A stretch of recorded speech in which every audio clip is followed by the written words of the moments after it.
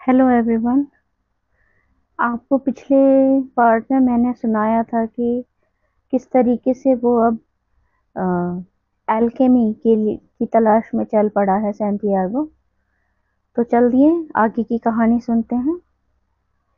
उसके पिता जो भी संपत्ति उसके लिए छोड़ गए थे, उसका ज्यादातर हिस्सा वो पारस पत्थर की खोज की नाकामयाब कोशिश में गंवा चुका था।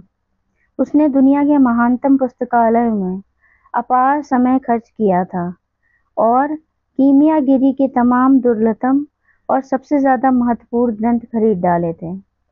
एक ग्रंथ में उसने पढ़ा था कि बहुत साल पहले एक प्रसिद्ध अरब कीमियागर में ने यूरोप की यात्रा की थी।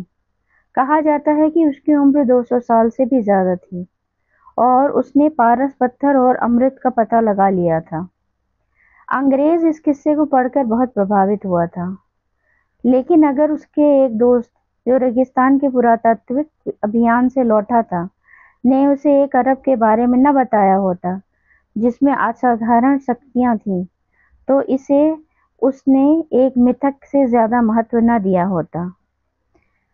वो अल फयूम नामक नखलिस्तान ओएसिस में रहता है, उसके दोस्त ने कहा था, और लोग बताते हैं कि वो 200 साल का है और वह किसी भी धातु को सोने में बदल सकता है।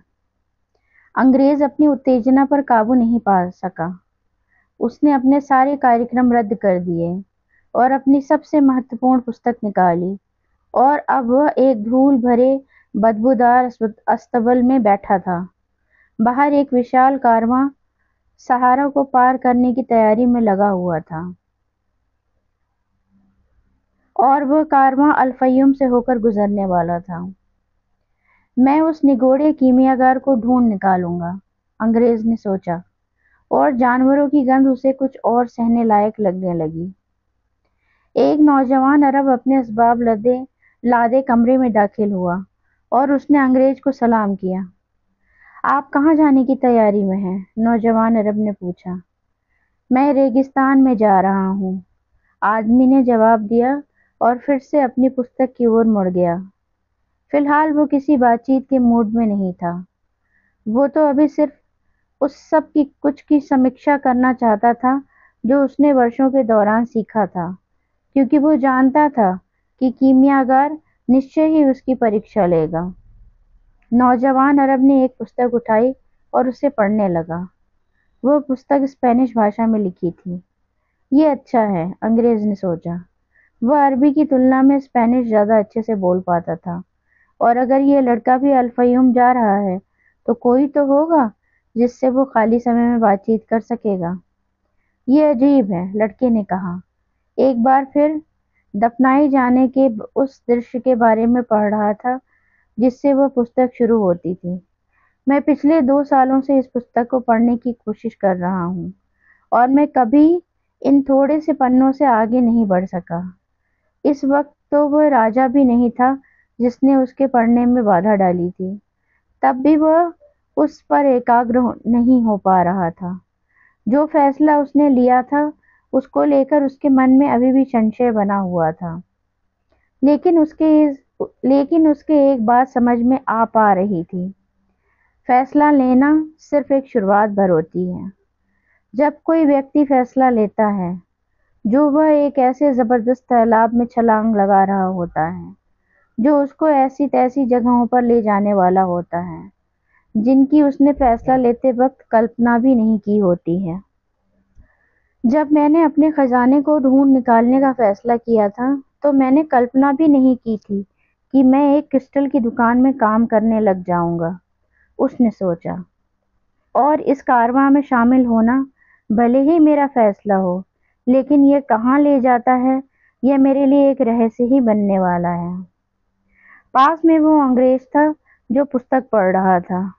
वो मिलनसार नहीं लगता था और उसके कमरे में आने पर उसके चेहरे पर चिढ़ नजर आ रही थी।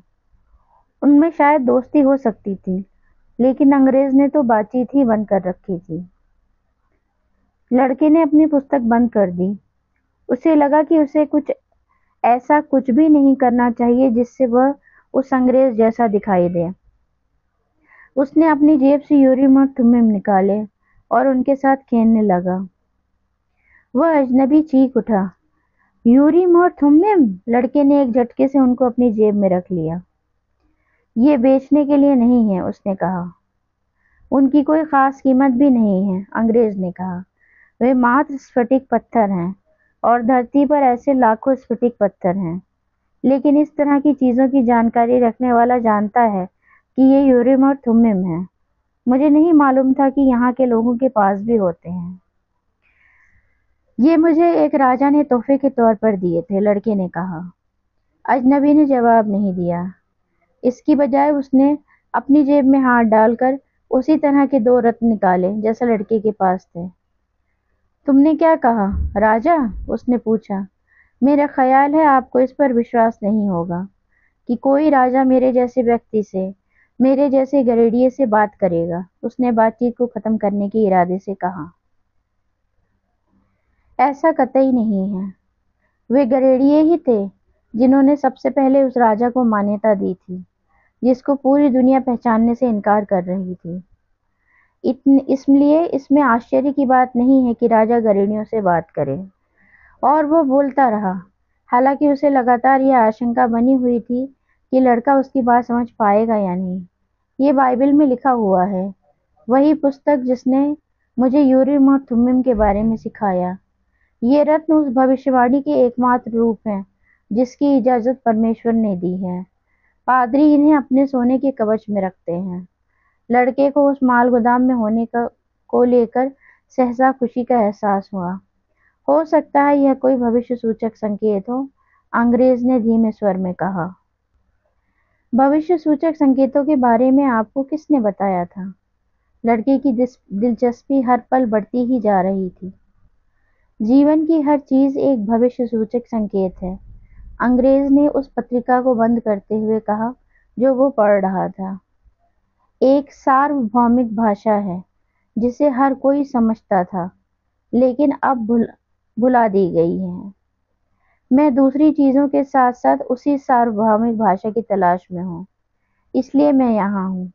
مجھے اس آدمی کی تلاش ہے جو وہ ساروبھومک بھاشا جانتا ہے، ایک کیمیاگر۔ اچانک گودام کے مالک کے آ جانے سے بات چیت میں بادھا پڑی۔ تم لوگ خوش قسمت ہو، تم دونوں، اس موٹے عرب نے کہا۔ آج ہی ایک کارواں الفیوم کے لیے روانہ ہو رہا ہے۔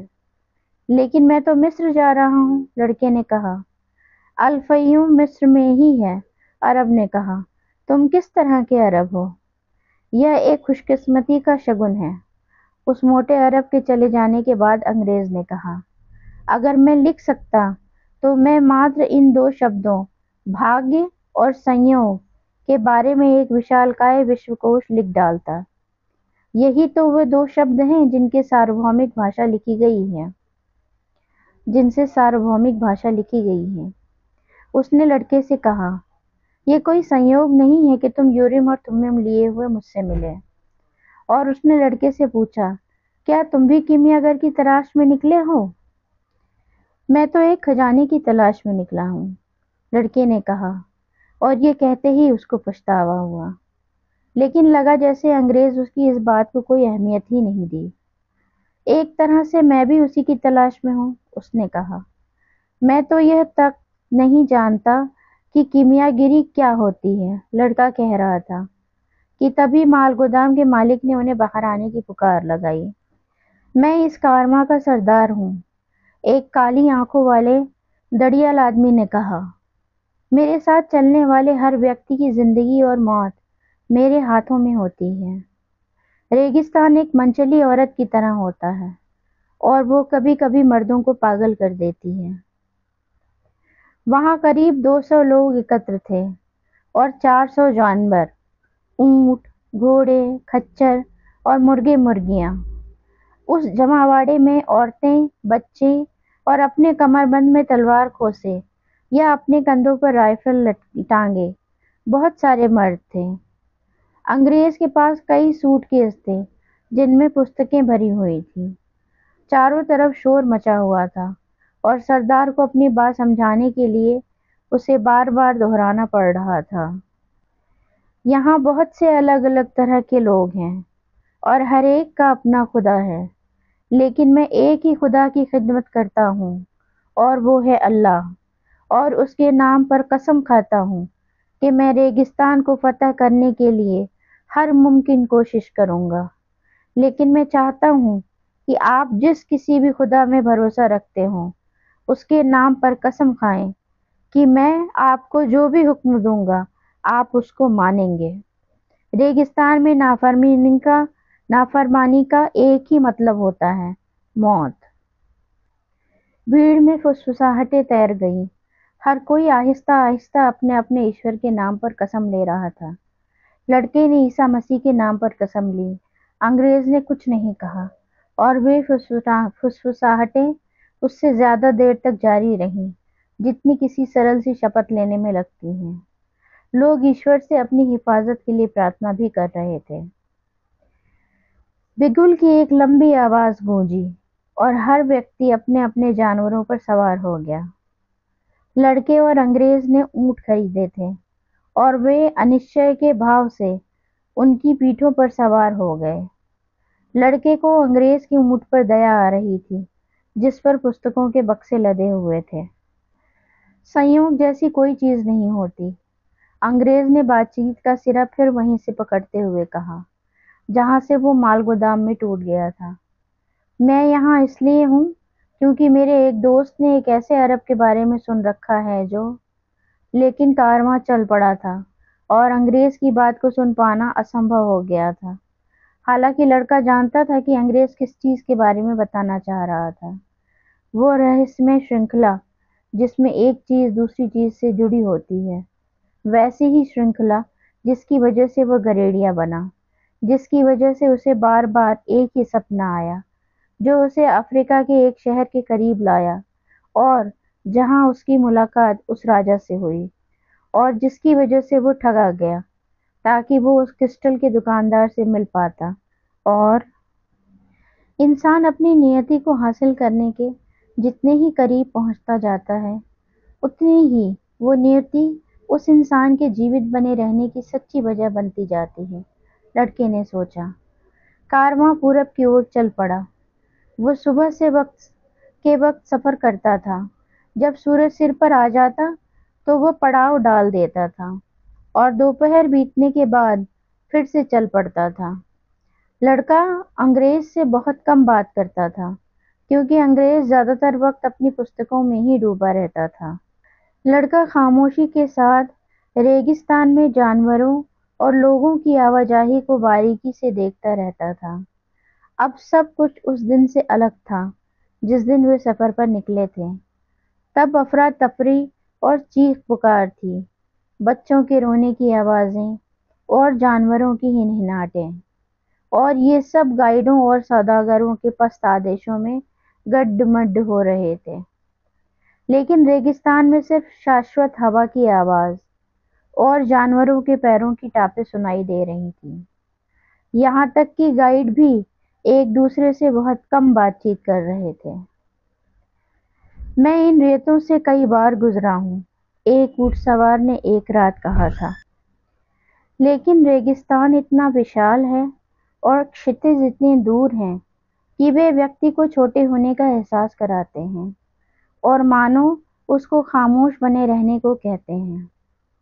حالانکہ لڑکے نے اس سے پہلے کبھی ریگستان میں قدم بھی نہیں رکھا تھا، تب بھی وہ سہج ہی سمجھ گیا کہ وہ آدمی کیا کہنا چاہ رہا تھا۔ وہ جب بھی کبھی سمندر کو یا آگ کو دیکھتا تھا تو ان کی تاتوک شکتی سے پربھاو سے خاموش ہو جایا کرتا تھا۔ میں نے بھیڑوں سے سیکھا ہے اور میں نے کرسٹل سے سیکھا ہے، اس نے سوچا۔ میں ریگستان سے بھی کچھ سیکھ سکتا ہوں، یہ بزرگ اور گیانی لگتا ہے۔ ہوا کبھی نہیں تھمتی تھی اور لڑکے نے اس دن کو یاد کیا جب اس نے ٹیریفا کے ایک قلعے میں قدم رکھا تھا اور اپنے چہرے پر ایسی ہی ہوا کو بہتے ہوئے محسوس کیا تھا۔ اس سے اسے اپنی بھیڑوں کے اون کی یاد آ گئی، اس کی بھیڑیں جو اب انڈلوسیا کے میدانوں میں چارہ پانی تلاش رہی تھیں، جیسے کہ وہ ہمیشہ کرتی آئی تھیں۔ اب وہ میری بھیڑی نہیں رہی، اس نے من ہی من کہا، اور یہ کہتے ہوئے اسے اتیت کو لے کر کوئی موہ نہیں تھا۔ اب تو ان کو اپنے نئے گریڈیے کی عادت پڑ چکی ہوگی، اور شاید وہ مجھے بھول بھی چکی ہوں گی۔ یہ اچھا ہی ہے۔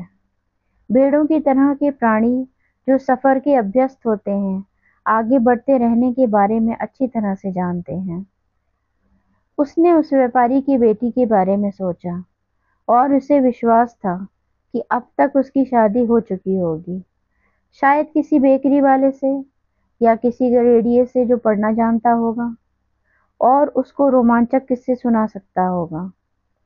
آخرکار وہ کوئی اکیلا تو ویسا انسان نہیں ہے، لیکن اس نے اس اونٹ سوار کی بات کو جس طرح سہج ڈھنگ سے سمجھ لیا تھا، اس سے وہ بہت اتساہت تھا۔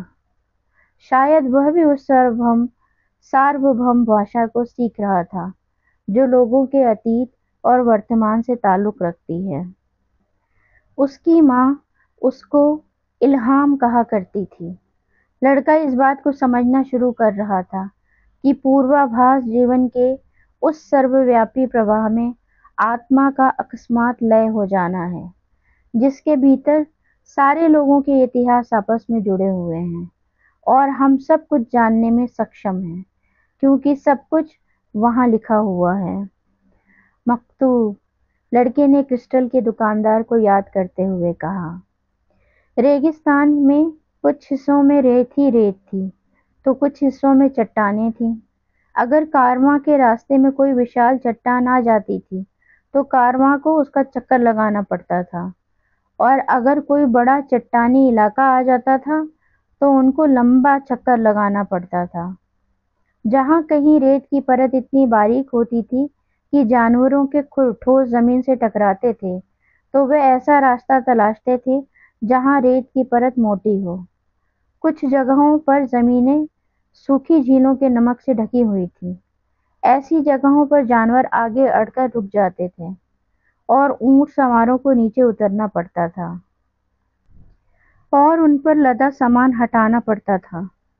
ایسی درگم جگہوں کو سواروں کو خود ہی اپنا سامان لاد کر پار کرنا ہوتا تھا اور بعد میں سامان کو پھر سے اونٹوں پر لادنا ہوتا تھا۔ اگر کوئی گائیڈ بیمار پڑ جاتا یا مر جاتا تو اونٹ سوار لاٹری نکال کر ایک نیا گائیڈ نیوکت کرتے تھے۔ لیکن یہ سب ہوتا ایک ہی وجہ سے تھا، کارواں کو چاہے کتنے ہی چکر کیوں نہ لگانے پڑتے ہوں یا راستے کے معاملے میں کتنی ہی سمجھوتے کیوں نہ کرنے پڑتے ہوں، وہ چلتا اسی دشا میں تھا جس کی اور دشا سوچک ینتر کی سوئی اشارہ کرتی تھی۔ جیسے ہی بادھائیں پار ہوتی وہ اپنے صحیح راستے پر واپس لوٹ آتا تھا اور اس ستارے کو تلاشنے لگتا تھا جو نخلستان کا سنکیت دیتا تھا۔ جب لوگ بھور کے آکاش میں اس تارے کو چمکتا ہوا دیکھتے تھے تو وہ سمجھ جاتے تھے کہ وہ صحیح راستے پر ہیں اور اس دشا کی طرف بڑھ رہے ہیں جہاں پانی ہوگا، کھجور کے وش ہوں گے، سر پر چھایا ہوگی اور دوسرے لوگ ہوں گے۔ صرف انگریز ہی اس سب سے بے خبر رہتا تھا، وہ تو زیادہ تر وقت اپنی پستکوں میں ڈوبا رہتا تھا۔ لڑکے کے پاس بھی اس کی اپنی پستک تھی اور اس نے سفر کے دوران شروعاتی دنوں کے دوران اس کو پڑھنے کی کوشش بھی کی تھی، لیکن اس کو کارواں کو دیکھنا اور ہوا کی آواز سننا زیادہ دلچسپ لگا۔ جیسے ہی اس نے اپنے اونٹ کو سمجھنا سیکھ لیا، اس نے پستک کو ایک اور پھینک دیا۔ حالانکہ لڑکے کے من میں ایک اندھ وشواس نے جڑ جما لی تھی کہ جب بھی وہ پستک کو کھولے گا اسے اس سے کوئی مہتوپورن بات سیکھنے کو ملے گی، لیکن تب بھی اس نے اسے ایک اناوشک بوجھ مان کر الگ کر دیا تھا۔ اس نے اپنے بغل کے اونٹ ہانکنے والے سے دوستی کر لی تھی۔ رات میں جب وہ الاؤ کے ارد گرد بیٹھتے تھے تو لڑکا اسے اپنے گڈیریا دنوں کے ساہسک کارناموں کے قصے سناتا تھا۔ ایسی ہی ایک بات چیت کے دوران اس اونٹ ہانکنے والے نے اسے اپنی زندگی کے بارے میں بتایا تھا۔ میں القیروم کے قریب رہا کرتا تھا، اس نے کہا۔ میرا اپنا باغان تھا، بچے تھے اور ایک ایسا جیون تھا جو میرے مرنے کے پل تک بدلنے والا نہیں تھا۔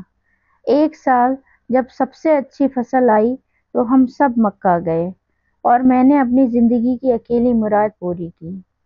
اب میں خوشی خوشی مر سکتا تھا اور یہ سوچ کر مجھے خوشی ہوتی تھی۔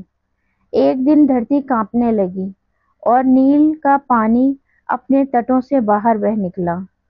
میں سوچتا تھا کہ ایسا صرف دوسروں کے ساتھ ہی ہو سکتا تھا، میرے ساتھ کبھی نہیں ہو سکتا تھا۔ میرے پڑوسیوں کو ڈر تھا کہ باڑھ میں زیتون کے ان کے سارے درخت بہہ جائیں گے، اور میری بیوی کو ڈر تھا کہ ہم اپنے بچوں کو کھو دیں گے۔ مجھے لگ رہا تھا کہ میرا سب کچھ برباد ہو جائے گا۔ زمین اجڑ چکی تھی اور میرے لیے روزی روٹی کمانے کا کوئی دوسرا طریقہ ڈھونڈنا ضروری ہو گیا تھا۔ اس لیے اب میں ایک اونٹ ہانکنے کا کام کرنے لگا ہوں۔ لیکن اس تباہی نے مجھے اللہ کی سیکھ کو سمجھنا سکھا دیا۔ اگر کوئی من مافک چیز کو حاصل کرنے کی قابلیت رکھتا ہے تو ایسے انسان کو اگیات سے ڈرنے کی ضرورت نہیں ہے۔ ہم اس چیز کو گنوا دینے سے ڈرتے ہیں جو ہمارے پاس ہوتی ہے، چاہے وہ ہماری اپنی زندگی ہو یا ہمارا مال اور سمپتی ہو۔ لیکن یہ خوف اس وقت بھاپ بن کر اڑ جاتا ہے جب ہم یہ سمجھ لیتے ہیں کہ ہماری زندگی کے قصے اور دنیا کی تواریخ ایک ہی ہاتھ سے لکھے گئے ہیں۔ کبھی کبھی ان کے کارواں کی ملاقات کسی دوسرے کارواں سے ہو جاتی تھی۔ ایک کارواں کے پاس ہمیشہ ہی کچھ نہ کچھ ایسا ہوتا تھا جس کی دوسرے کو ضرورت ہوتی تھی، جیسے سب کچھ واقعی ایک ہی ہاتھ کا لکھا ہوا ہو۔ جب اونٹ ہانکنے والے الاؤ کے ارد گرد بیٹھتے تو وہ اندھڑوں کے بارے میں ایک دوسرے کو جانکاری دیتے اور ریگستان کے بارے میں اپنے اپنے قصے سناتے۔ کبھی کبھی رہسیمئی قسم کے نقاب پوش آدمی پرکٹ ہو جاتے۔ یہ بدو تھے جو ریگستان کے راستوں کی نگرانی کیا کرتے تھے۔ یہ چوروں اور بربر قبیلوں کے بارے میں چیتونیاں دیتے تھے۔ وہ خاموشی کے ساتھ آتے تھے اور اسی طرح چلے جاتے تھے۔ وہ سر سے پیر تک کالی پوشاکوں سے ڈھکے ہوتے تھے جن میں سے صرف ان کی آنکھیں ہی دکھائی دیتی تھیں۔ ایک رات ایک اونٹ ہانکنے والا اس الاؤ کے پاس آیا جہاں وہ لڑکا اور وہ انگریز بیٹھے ہوئے تھے۔ قبیلائی جنگ کی افواہیں سنانے میں آ رہی ہیں، اس نے بتایا۔ تینوں خاموش ہو گئے۔ لڑکے نے محسوس کیا کہ ماحول میں بھے ویاپت تھا، حالانکہ کوئی کچھ نہیں کہہ رہا تھا۔ ایک بار پھر وہ بنا شبد والی بھاشا کو، ساروبھومک بھاشا کو محسوس کر رہا تھا۔ انگریز نے پوچھا، کوئی خطرہ تو نہیں ہے؟ ایک بار آپ ریگستان میں آ گئے پھر واپسی ممکن نہیں ہے، اونٹ ہانکنے والے نے کہا، اور جب واپسی ممکن نہیں ہوتی تب آپ کو صرف اس بات کی چنتا کرنی ہوتی ہے کہ آگے بڑھنے کا سب سے اچھا طریقہ کیا ہے۔ باقی سب تو اللہ کے ہاتھ میں ہے، چاہے وہ خطرہ ہی کیوں نہ ہو۔ اور اپنی بات ختم کرتے ہوئے اس نے اسی رہسیمئی شبد کا استعمال کیا، مکتوب۔ آپ کو کارواں کی طرف زیادہ دھیان دینا چاہیے۔ اونٹ ہانکنے والے کے چلے جانے کے بعد لڑکے نے انگریز سے کہا، ہم ڈھیروں چکر لگاتے ہیں لیکن ہم ہمیشہ ایک ہی دشا میں بڑھتے رہتے ہیں، اور تمہیں دنیا کے بارے میں زیادہ سے زیادہ پڑھنا چاہیے۔ انگریز نے جواب دیا، اس معاملے میں پستکیں کارواں جیسی ہی ہوتی ہیں۔ بڑی تعداد میں لوگوں اور جانوروں نے اور بھی تیز رفتار کے ساتھ سفر شروع کر دیا۔ دن تو یوں بھی ہمیشہ ہی خاموشی میں بیتتے تھے، لیکن اب وہ راتیں بھی خاموشی میں بیتنے لگیں۔ جب مسافروں کو عام طور سے الاؤ کے ارد گرد بیٹھ کر گپ شپ کرنے کی عادت ہوا کرتی تھی، اور ایک دن کارواں کے مکھیا نے فیصلہ سنا دیا کہ اب سے الاؤ نہیں جلائے جائیں گے تاکہ کارواں کی طرف کسی کا دھیان نہ جائے۔ مسافروں نے یہ عادت ڈال لی تھی کہ رات کے سمے وہ اپنے چاروں طرف جانوروں کا گھیرا بنا لیتے اور رات کے سمے کی ٹھنڈ سے بچنے کے لیے سب لوگ ایک ساتھ اس گھیرے کے بیچ سو جاتے اور سردار اس سموہ کے چاروں طرف ہتھیار بند پہرے داروں کو تعینات کر دیتا۔ ایک رات انگریز کو نیند نہیں آ رہی تھی۔ اس نے لڑکے کو بلایا اور دونوں ڈیرے کو گھیرتے ٹیلوں کی طرف چہل قدمی کرنے لگے۔ آسمان میں پورا چاند چمک رہا تھا۔ چہل قدمی کرتے ہوئے لڑکے نے انگریز کو اپنی زندگی کی داستان سنائی۔ جب انگریز نے کرسٹل کی دکان پر کام کرنے کے دوران لڑکے کے دوارا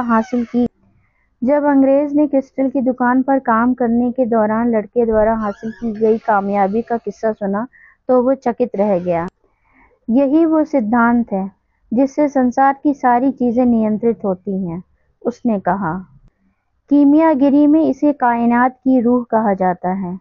جب آپ پورے من سے کوئی چیز چاہتے ہیں تبھی آپ کائنات کی روح کے سب سے زیادہ قریب ہوتے ہیں۔ وہ سدا ایک سکاراتمک شکتی ہوتی ہے۔ اس نے یہ بھی کہا کہ یہ تحفہ صرف انسان کو ہی ملا ہوا نہیں ہے۔ دھرتی پر جتنی بھی چیزیں ہیں ان میں روح ہے، پھر وہ خنج ہو، ونسپتی ہو یا جانور ہو، یا محض کوئی سادھارن سا وچار ہی کیوں نہ ہو۔ دھرتی کی ہر چیز لگاتار شکل بدل رہی ہے کیونکہ دھرتی جیوت ہے اور اس کی روح ہے۔ ہم اس روح کا حصہ ہیں، اس لیے ہم اکثر پہچان نہیں پاتے کہ وہ ہمارے لیے کام کر رہی ہے۔ لیکن اس کرسٹل کی دکان میں تم نے شاید اس بات کو سمجھا ہوگا کہ وہ کانچ کے گلاس تک تمہاری کامیابی میں مدد کر رہے تھے۔ لڑکے نے چندرما اور اجلی ریت کی اور نہارتے ہوئے اس کی بات پر کچھ پل غور کیا۔